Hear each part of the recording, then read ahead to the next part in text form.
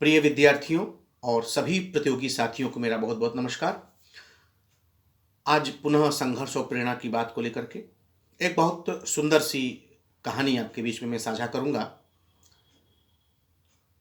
एक अकबर महान के नवरत्नों में एक टोडरमल भी थे, टोडरमल।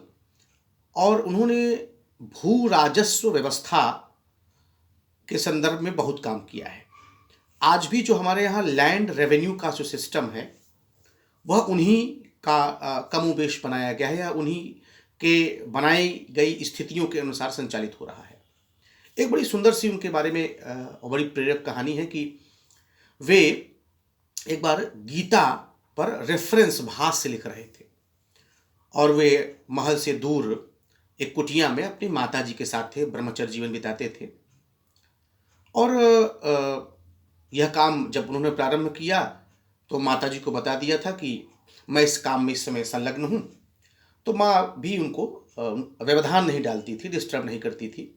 प्रतिदिन भोजन देना या जो भी जलपान देना, और वे भी अपनी दैनिक क्रिया करके उसी कार्य में व्यस्त हो जाते थे। तो माँ उनको प्रतिदिन भोजन देती थी। ये क्रम लगातार चल रहा था। एक दिन अचानक उन्होंने अब बड़े जैसे ही खाने का एक कौर मुंह में डाला और कहा कि अरे माँ, इसमें तो नमक ही नहीं है। उन्होंने कहा माँ, इसमें तो नमक ही नहीं है। माँ तुरंत उस रसोई से बाहर आई, कहीं कि बेटा, लगता है कि तुम्हारा जो कार्य चल रहा था वह पूर्ण हो गया। तो उन्होंने कहा ऐसा क्यों आप कह रही हैं? क्योंकि बेटा, मैं तुम्हें पिछले कई दिनों से बिना नमक का ही भोजन दे रही थी।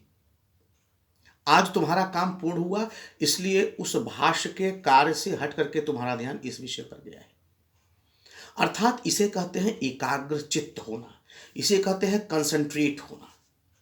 जब आप पढ़िए, जब आप अध्ययन करने बैठिए तो बिल्कुल आप अपने आप को, अपनी पूरी ऊर्जा को एक साथ लगा करके पढ़ने का काम करिए। क्योंकि अगर मन अस्त व्यस्त है, चित्त चंचल है, अव्यवस्थित दिनचर्या है, ठीक, तो आप बिल्कुल कुछ भी पढ़ें, बहुत पढ़ लें, लेकिन आप उतना ग्रहण नहीं कर पाएंगे। यह बात आप प्रायः ऐसा देखते होंगे, ऐसा सुनते होंगे कि बहुत से लोग बहुत पढ़ रहे हैं, ग्रहण नहीं हो पा रहा है, और कुछ कम समय में ही बहुत कुछ करते हैं।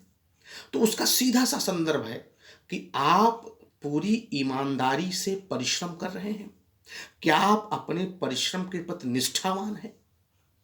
Are you dedicated? Are you honest to your study?